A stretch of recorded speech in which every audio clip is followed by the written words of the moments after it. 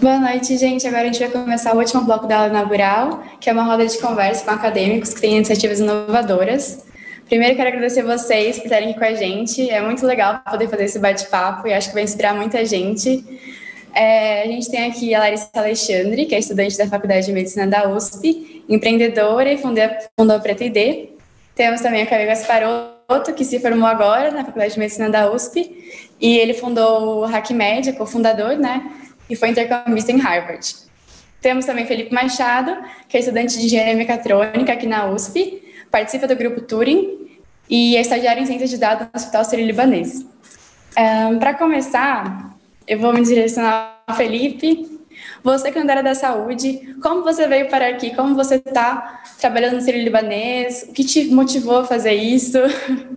Na Poli, eles tiveram algum incentivo? Bom, foi uma caminhada bem doida, assim, eu diria.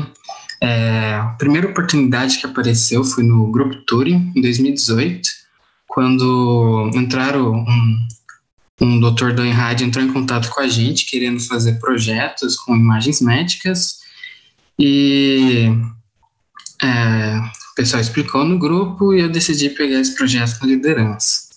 E aí, em 2019, apareceram duas outras oportunidades. A primeira, que foi no começo do ano, onde que eu conheci um grupo chamado Argo, de Inovação em Saúde, e onde consegui conhecer melhor um pouco a área da engenharia biomédica, porque na Poli, assim, a gente não vê muita dessa parte. E por causa das pesquisas de imagens médicas que eu participei, eu consegui um estágio no final de 2019 lá no Hospital Sírio-Libanês. E aí acabou recentemente o estágio, semana passada, acredito, atrasado.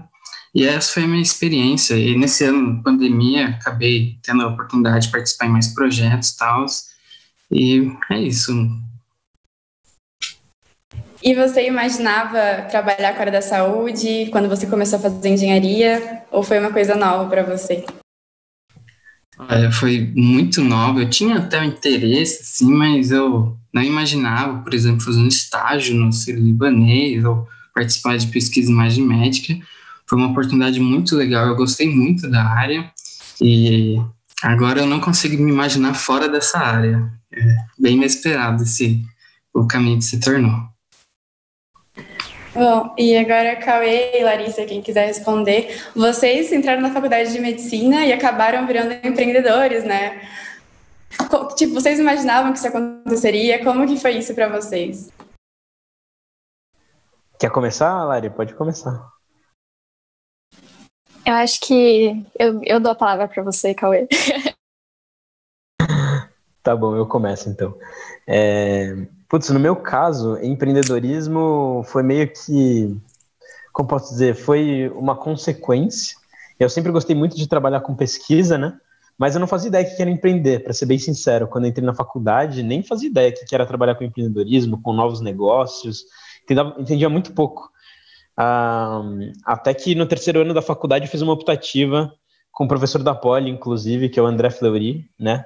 Hoje ele está na USPIN, Agência USP de Inovação, e ele criou uma optativa que era aberta, né, para qualquer aluno da Universidade de São Paulo, e que eu fiz lá em 2017, eu acho. Estava do terceiro para o quarto ano, eu me inscrevi nessa optativa. Eu tinha muito interesse por pesquisa tem a ver com inovação, eu não fazia ideia que era empreendedorismo, falei, vou por curiosidade para descobrir o que é, e aí mudou completamente assim, minha perspectiva de carreira, o que eu queria fazer a partir dali, porque eu entendi que empreender, na verdade, é trabalhar com pesquisa, mas quando você consegue direcionar aquela pesquisa para resolver a dor de alguém. Quer dizer, não necessariamente é pesquisa, mas muitas das coisas que a gente aplica na pesquisa dá para aplicar no empreendedorismo,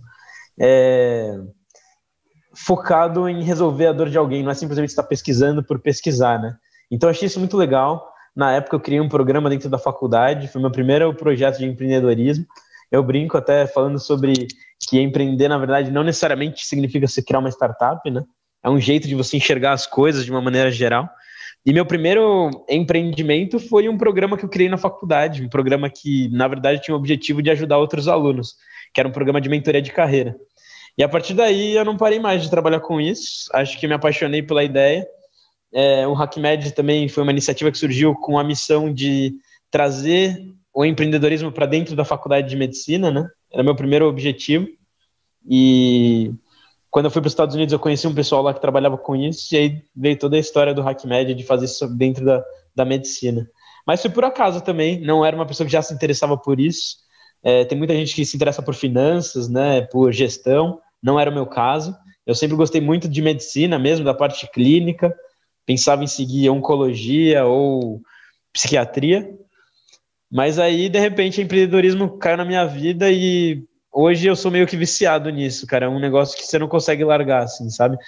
Acho que meio que o Felipe falou, você fica meio...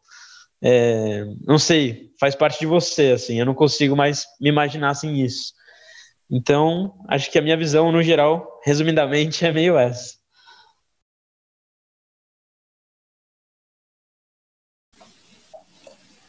Posso falar rapidinho?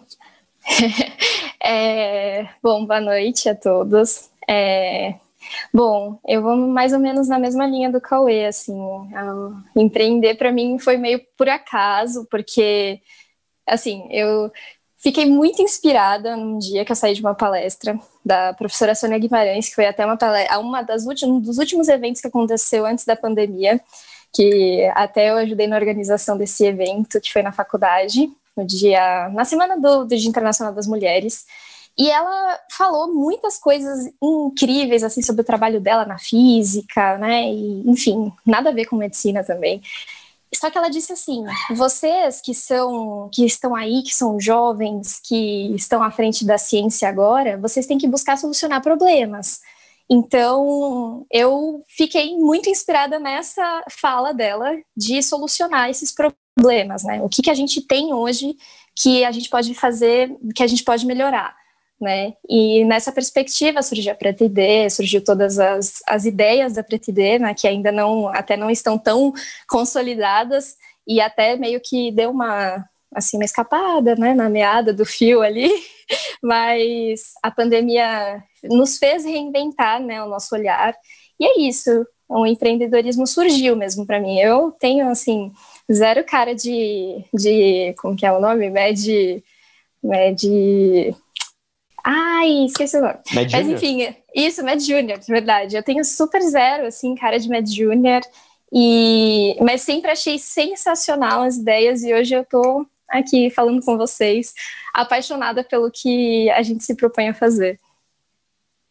E eu acho que isso de ser uma pessoa da física que te inspirou mostra a importância de como a gente tem que trabalhar com pessoas de outras áreas e como até para tecnologia isso é essencial, os médicos têm que aprender a fazer isso. Então, em relação a isso, Felipe, como você acha que os profissionais da saúde trabalham com engenheiros? Você acha que essa relação é harmoniosa? Você acha que eles estão preparados para trabalhar com pessoas que não são da área da saúde? Eu acredito que eles estão preparados, porque cada vez mais vê pessoal da área de saúde buscando conhecer novas tecnologias e, por exemplo, esse evento é muito bom no sentido de apresentar o que há da parte tecnológica que já está se juntando com a área da saúde. E quanto mais você ter esse tipo de evento onde que mostra como que essas coisas podem ser juntadas, acho que fica mais fácil dos profissionais de saúde entenderem como que ocorre essa integração. Já teve caso que minha área no CIRO era de ciências de dados. Às vezes já ouvi umas demandas assim que o pessoal achava que era mágica, o que a gente fazia de inteligência artificial, assim, mas conversando assim rapidinho, o pessoal já entendia o ponto e tal, e aí a comunicação é bem simples e estão super prontos aí, preparados para se integrar aí com as outras áreas. Eu acho que cada vez mais, né? Acho que cada vez mais é uma tendência, eu acho. Sim, a gente entra na faculdade e a gente tem aquela visão tradicional, né, assim, do que o médico tem que ser. Só que isso está mudando muito e está mudando muito rápido. E eu, pelo menos, achava que, assim, faz um programa aí, tipo, achava que era fácil, sabe? Resolve aí. Só que é muito difícil. Eu acho que isso é muito importante que a gente apresente isso para as pessoas, para que elas vejam que é difícil, que todo mundo, tipo, não é só prestar o engenheiro, sabe? Eu acho que é muito importante que as duas partes se falem. E a USP é uma faculdade tão linda, tão grande, com tantos cursos, e a gente se conversa muito pouco, né? Então, acho que a gente tem que começar a se conversar mais e ter mais contato. Essa disciplina eletiva, só para complementar isso, Marina, essa disciplina eletiva que eu fiz, acho que foi a primeira vez que eu saí do campus da medicina para fazer alguma coisa com alunos de outras disciplinas. Então, apesar da gente ter todos esses outros cursos dentro da USP, né, uma universidade, nós da medicina, a gente fica muito tempo fechado dentro de nós mesmos, né, dentro do nosso curso. Então, muito. E isso eu sentia bastante falta. Isso é uma proposta do HackMed, acho que vocês estão propondo isso também, acho que isso é super legal, e acho que realmente, não tem como a gente trabalhar com inovação sem trabalhar com multidisciplinaridade, né, acho que é um dos pilares ali. Então, concordo 100%, sim. E acho que tem muito ainda para aprimorar, apesar da USP ser uma universidade, a gente ainda tem muito que evoluir nesse sentido. Principalmente, assim, com base na experiência internacional que eu tive, e eu vi como é que funciona em Harvard, no MIT, sabe? Lá é um negócio que é totalmente favorável a esse tipo de coisa acontecer, sabe? Tem engenheiro fazendo trabalho dentro da medicina, e tem médico fazendo trabalho lá no MIT, então é muito favorável. E a USP tem tudo para isso acontecer também. É mais uma questão, talvez, da gente mudar um pouco a filosofia, como a gente pensa. Se a faculdade a estrutura não muda, né? Vamos a gente mudar, né? É bem isso. Exatamente. E, Lari, como foi seu contato interdisciplinar? Como foi a primeira vez que você se viu, tipo, como estudante de medicina, tendo que trabalhar com outra área?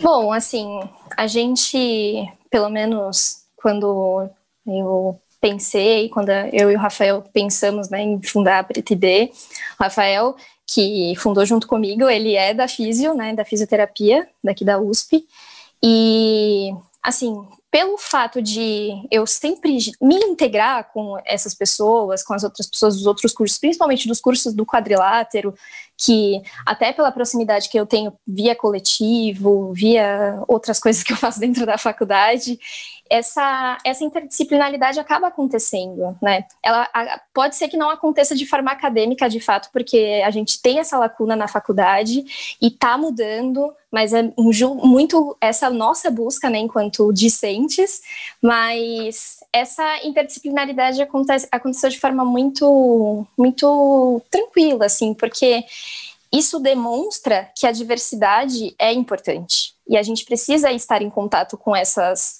outras áreas ativamente, né? Você salientou o ponto de ter sido uma professora da física que me inspirou, né, e que inspirou a gente, né? E, enfim, a gente viu que a saúde da população negra, ela não é abordada de forma veemente na faculdade. Então, como que a gente pode fazer isso de forma integrada? Né, contemplando várias áreas, contemplando a tecnologia, trazendo a tecnologia ao nosso favor, como que isso pode nos ajudar a solucionar um pouco essa lacuna de abordagem, né? Enfim, é isso, foi isso basicamente que essa é a minha experiência, né, com interdisciplinaridade, é muito, muito enriquecedora, né? E essa coisa de ter várias pessoas, diversidade é muito interessante. Algumas coisas a gente não enxerga.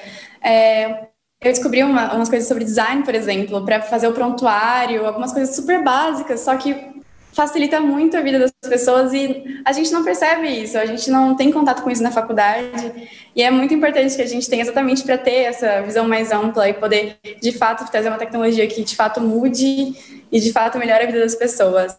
E o seu projeto é incrível, tipo, inovador, maravilhoso. Parabéns, Obrigada. Parabéns a todos vocês, né? O Projeto Carcinoma também é incrível e o HackMed também. Muito bom. Não, você falou essa questão do design, né? A gente, uma das coisas que a gente fez durante toda essa pandemia e até o projeto da São Remo, que acabou sendo um braço da PretiD, né? A gente pensou muito nessa questão da representatividade, né?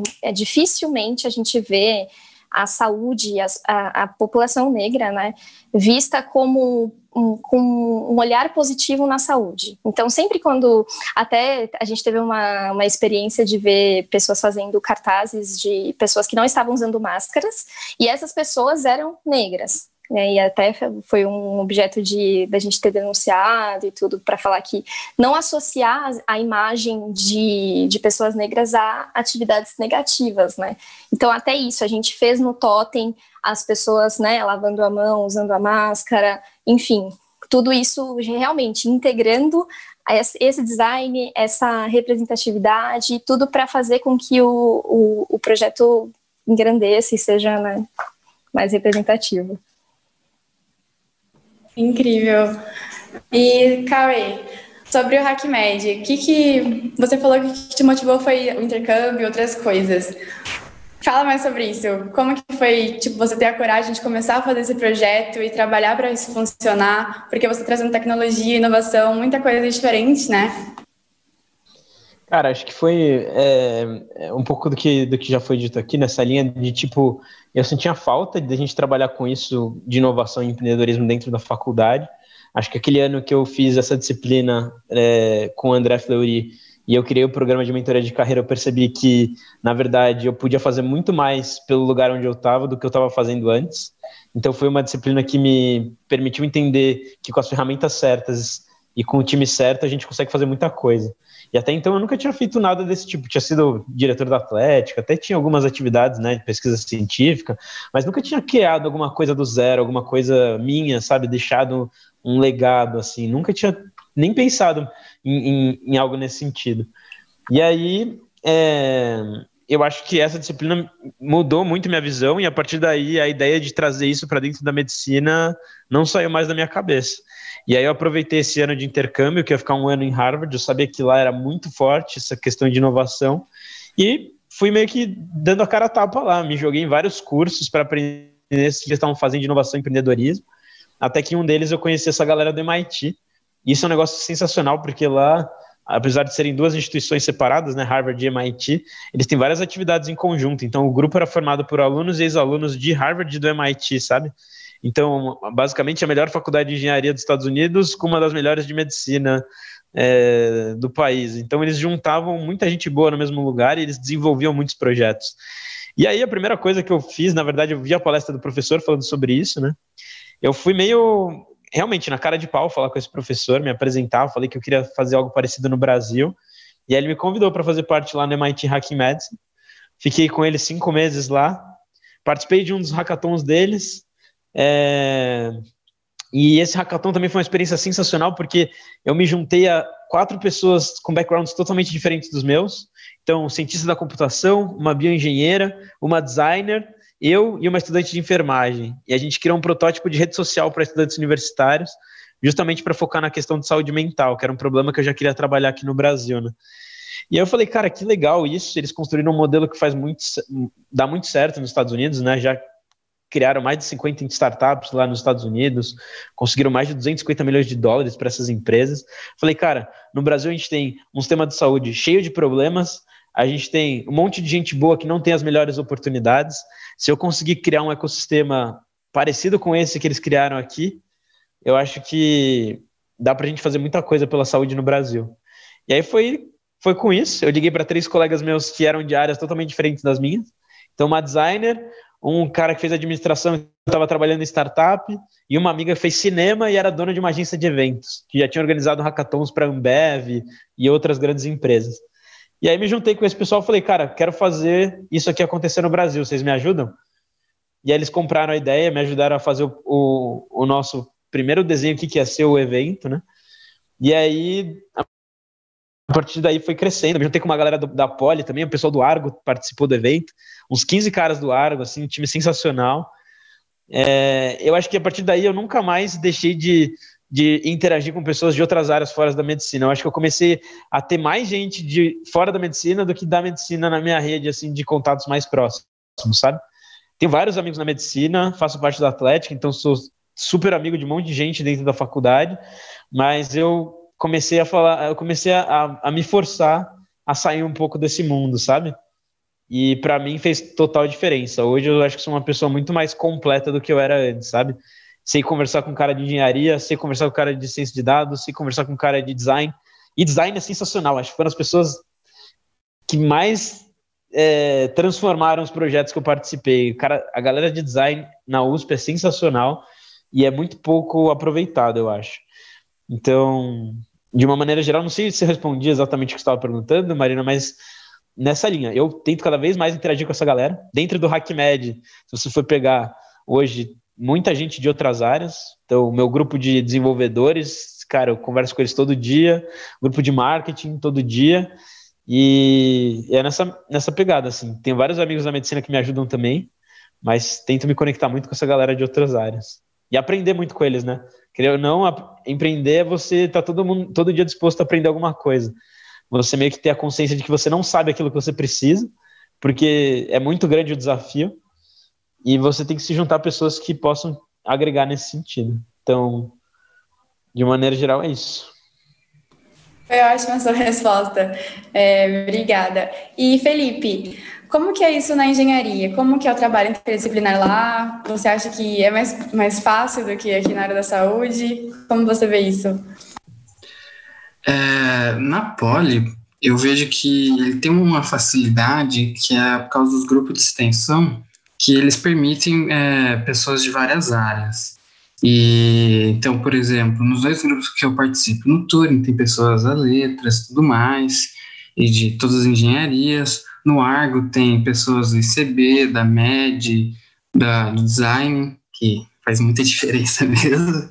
E, então, assim, esses grupos de extensão, essas atividades curriculares ajudam muito.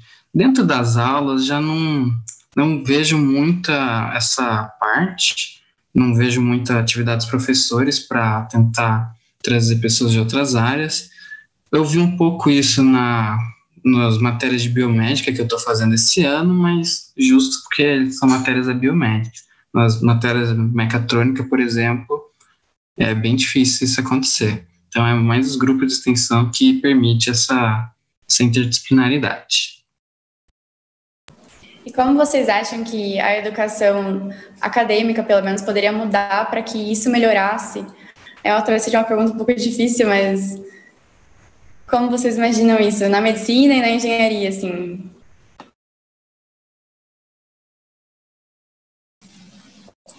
Mudar no sentido de fomentar essa inovação e tudo, né?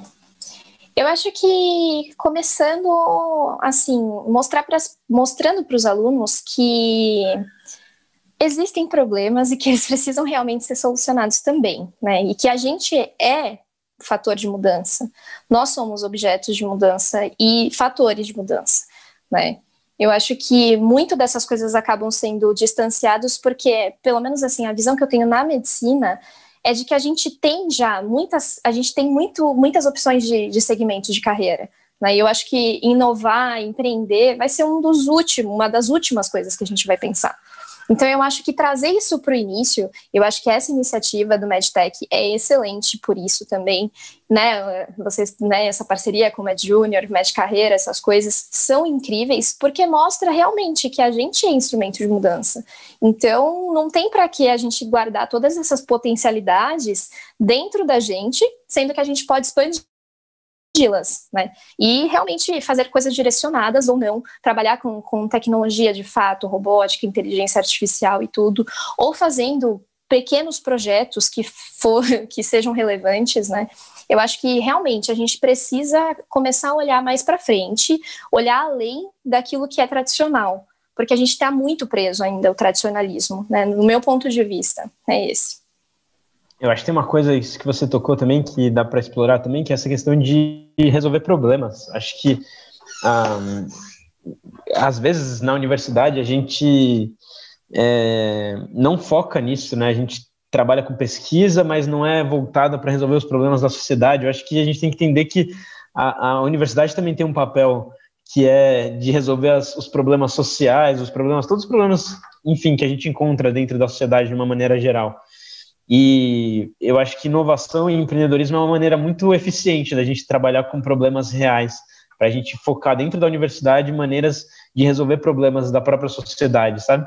Eu tive algumas conversas já com professores da faculdade sobre isso, que hoje talvez a USP não tenha tanto esse foco, sabe? Às vezes a gente investe muito em pesquisa, a gente investe muito em muitas coisas, mas não tem tanto um direcionamento para as dores que a sociedade está precisando, sabe? Para os problemas que a sociedade precisa resolver hoje.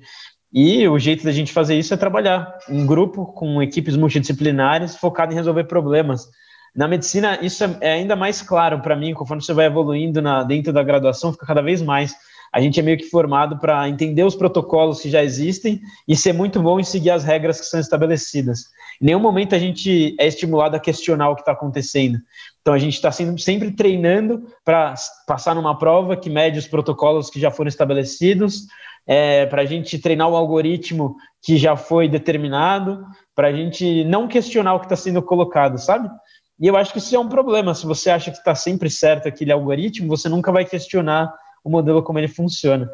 Então, eu vejo a multidisciplinaridade como uma chance disso acontecer, sabe? Você traz gente de outras áreas justamente para identificar esses problemas junto com você. E eu acho que se a nossa universidade fosse mais focada em resolver problemas, seria um pouco mais difícil esse tipo de coisa de acontecer.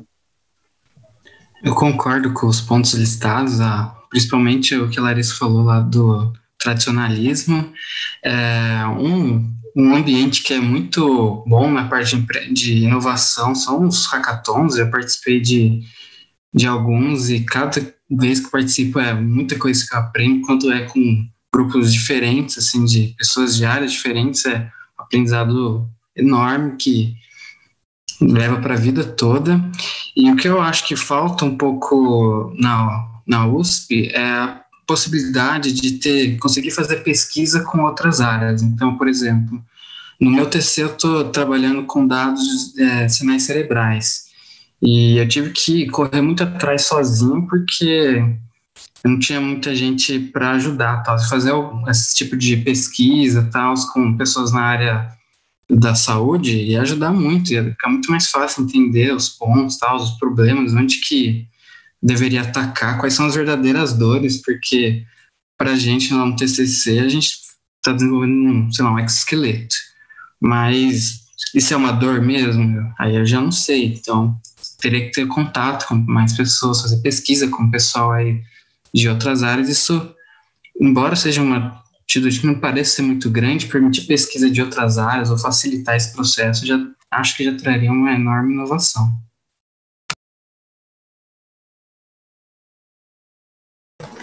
Não, eu acho que isso de pesquisa é muito importante, porque a USP tem, igual eu falei, tem muita coisa e a gente não se conversa, né? Talvez tenha um professor de medicina querendo um engenheiro para resolver alguma coisa, né? E a gente não se conversa.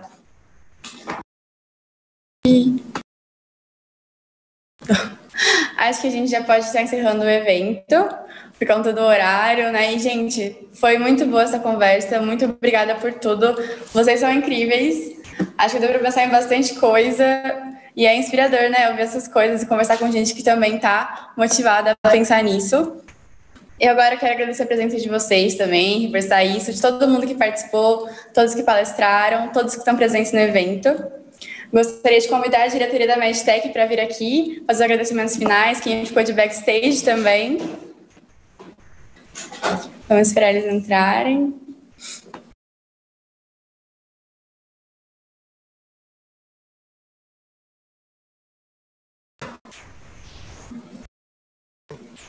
Oi? Boa noite, gente.